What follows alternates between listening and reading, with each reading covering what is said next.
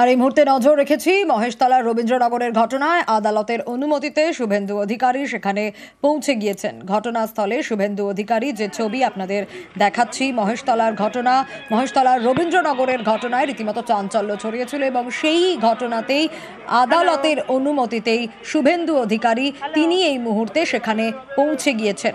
ঘটনাস্থলে তিনি পৌঁছেছেন, সেখানকার ছবি আপনাদের দেখাচ্ছি।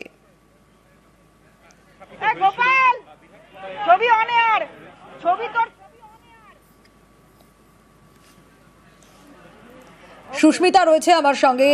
ইতিমধ্যে সুস্মিতার কাছ থেকে এখনকার ছবিটা জানতে পারবো। সুস্মিতা, আদালতের নির্দেশ মতোই শুভেন্দু অধিকারী সেখানে পৌঁছে গিয়েছেন, এখনকার ছবিটা।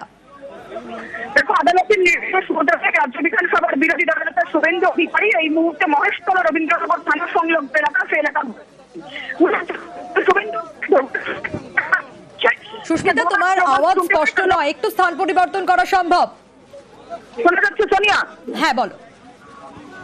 শুভেন্দু অধিকারী সময় নেচার পার্ক সংলগ্ন এলাকায় সেখানে কালো পতাকা দেখানো হয় শুভেন্দু অধিকারীকে। এবং উল্লেখযোগ্য বিষয়, গেরুয়া বসুন্ধরী, গেরুয়া টিকা লাগানো যারা একাধিক সাধারণ মানুষ বলে নিজেদেরকে দাবি করছেন, তারা শুভেন্দু অধিকারীকে তারা গোড়া স্লোগান দেন এবং চোর স্লোগান শুনতে হয় শুভেন্দু অধিকারীকে, কালো পতাকা দেখানো হয় শুভেন্দু অধিকারীকে।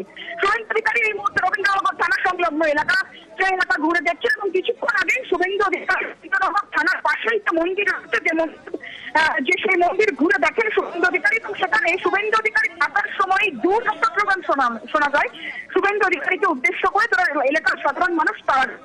এই মুহূর্তে শুভেন্দু অধিকারী রবীন্দ্রনগর থানা সহ যে সংলগ্ন এলাকা রাজ্য বিধানসভা বিরোধী দলনেতা শুভেন্দু অধিকারী এবং হাইকোর্টের নির্দেশ মোতাবেক শুভেন্দু অধিকারী 3:10 রবীন্দ্রনগর মহেশতলা এলাকায় প্রবেশ করে এবং তিনি এই মুহূর্তে এলাকা ঘুরে দেখছেন। তিনি এই মুহূর্তে এলাকার সাধারণ মানুষের সঙ্গে কথা বলার চেষ্টা করছেন। তবে একের পর এক ঘটনা এই রবীন্দ্রনগরে আসার পর থেকে যেভাবে ঘটছে, আজকের প্রেক্ষাপটে অত্যন্ত গুরুত্বপূর্ণ। এমনকি বড় কোনো প্ল্যাকার্ড সেখানে গিরগিটি একেও সাধারণ মানুষ তারা প্রতিবাদ দেখাচ্ছেন শুভেন্দু অধিকারীর বিরুদ্ধে।